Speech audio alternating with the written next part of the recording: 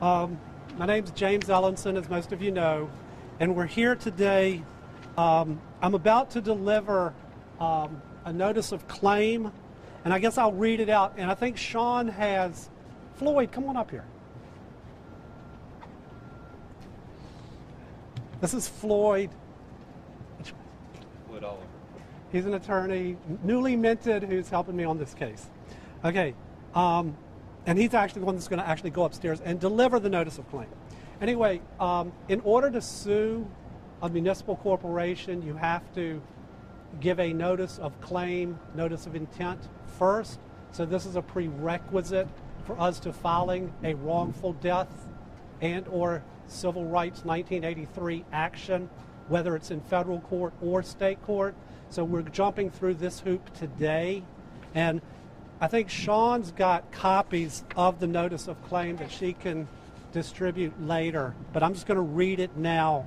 And then I think that Floyd is going to go up the steps with Melissa and Clyde and actually deliver the document.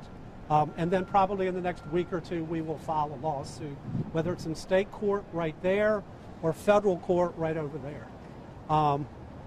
So the claim would state, pursuant to but not limited to Section 15.2-209 of the Code of Virginia as amended, all of the pertinent sections of the Code of Virginia, plaintiffs Melissa and Clyde Darglin, Frederick Beaty, the parents of Kawanza Beaty, by counsel James Ellenson, give notice of their claim against the City of Newport News for wrongful death sustained by reason of the malice, murder, and or negligence of the said City of Newport News, its agents, officers, and or employees. On or about the 4th day of July 2015 at approximately 2 a.m., while walking home at 18th Street and Peterson Place in Newport News, Kawanza Beaty was shot in the back of his head and killed by Newport News police officers. This was unprovoked in that although police have claimed he had a weapon, no fingerprints or DNA of the decedent was found on said weapon. No thorough, detailed results of any investigation that the City of Newport News or its agents or police department has been released, nor has it been established whether the decedent even knew whether the undercover vice squad members were police officers, or whether said officers followed proper procedures and policies in confronting the decedent. Further, the City of Newport News has refused to call for an independent, transparent investigation. As a direct and proximate result of the aforesaid murder, wrongful death, the plaintiffs have suffered severe mental and pain and anguish and loss of their son. Plaintiffs hereby make a claim against the City of Newport News for such injuries, losses, and expenses as they may suffer as a result of the actions that night of the City of Newport News, its agents, officers, and or employees. So in a little while, Floyd will take it upstairs with them and hand deliver it to the city attorney. I spoke with the city attorney, Collie Owens, this morning. He knows it's coming. He hasn't received any investigations, any reports, anything from the police department either. We do have now a copy of the medical examiner's report. Again, after this, I think Sean will be able to make copies and distribute some of them. It is clear that the bullet is to the back of the head. Here's an entrance wound and the exit wound. So if you...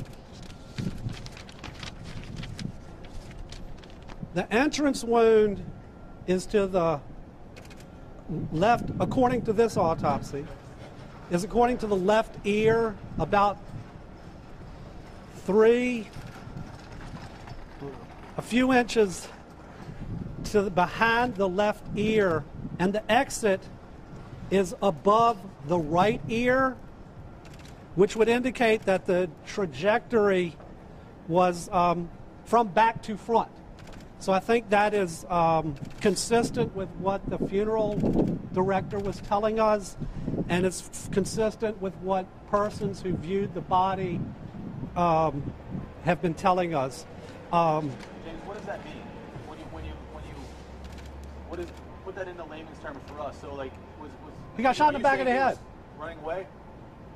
That I just got this now, so I guess we're going to have to do, call in. And that's why you want a report. That's why you want experts to see exactly what the trajectory was, what the path of the bullet. But all that is in here, and it certainly would indicate that the bullet went from back to front. I guess another question that I've had, which is did the police really identify themselves? Did Kwanzaa know that they were even police officers? What exactly, how did they present themselves to him? Did he see them as a threat? I mean, it's not like it's here on Washington Avenue and you have the police officer who's dressed in his blue and he confronts the guy who's got a, parked illegally. So those are some of the other questions that we need to be answered. If we file the lawsuit, we will, barring way unforeseen circumstances, if we file the lawsuit in the next week or so, a number of the things that we would do immediate requests for production of documents, immediate subpoenas for depositions. And basically, the family, we would be doing our own investigation of everything and to try to get to the bottom of it. Subpoena the police officers and make them take depositions and explain exactly what happened. So that's where we're at. You mentioned that there were no fingerprints on the gun. If you haven't got any from the police, how do you know that? Evidently, that is what, according to Clyde Dargan, that some of the officers have told him, that he has had some speaking with the police and the chief, and it's not been in a formal manner or thorough manner. It's just sort of bits and pieces, but it's our understanding that they told Clyde that the gun was moved by the police immediately after the shooting, so that Kwanzaa's DNA and fingerprints are not on the weapon. That's the basis of our saying that. The chief mentioned that if anyone wanted to come in and investigate, he would welcome an outside agency. He said the FBI wasn't even interested. Well, it's sort of like when the Commonwealth Attorney, and I know this is sort of might be like almost a silly example, but let's say a lady gets beat up by her husband. And the lady says, I don't want to press charges. But you know what happens? The Commonwealth Attorney says, no, this is a crime against the Commonwealth, and it's my decision whether or not to prosecute or not.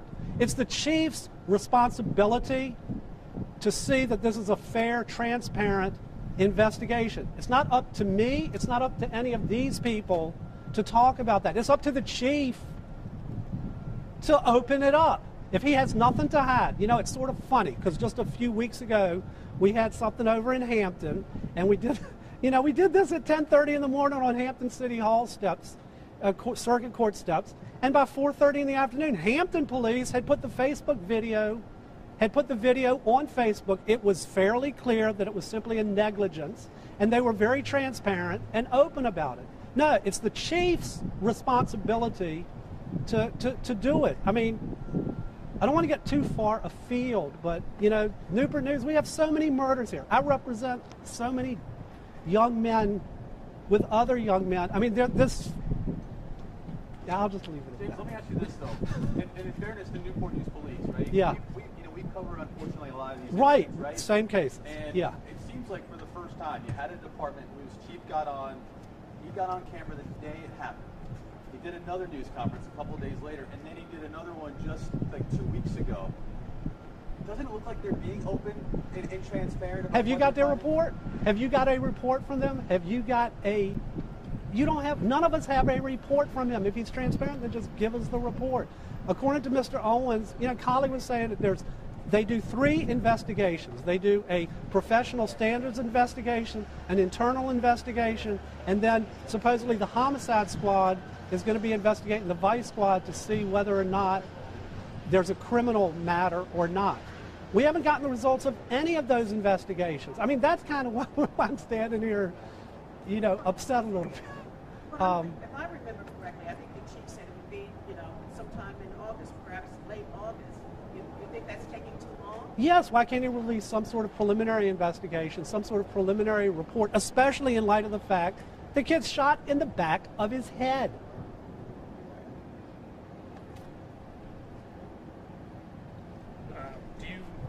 this notice filing to prompt any sort of additional information we put out, or do you not hold out a lot of hope for that? I don't know. Based on my talk with Collie this morning, I don't think. You know, he's a straight shooter. Collie Owens is a good guy. I've had cases with him for a long time, and you know, I think if he had something to tell me, he would have. And I think, look, you know, he'll have to speak for himself, but I think he was a bit. It seemed to me that he was somewhat frustrated with the chief as well, but he probably won't say that. Do you have any hope that this will knock something loose with the chief to say, okay, well, we're going to go ahead and try to give you as much as we can now? I would hope so, especially in light of the fact that we have the medical examiner's report. Yeah. And then we can kind of see, I mean, right at this point, we just want transparency, and we want to know why the bullet went the way that it went. Why did he get shot in the back of his head? I mean, give us an explanation. The ME's report, did that come from the police? No. Where did the ME's report come from? The family was able to get it. Get it directly from the ME's office? Yes.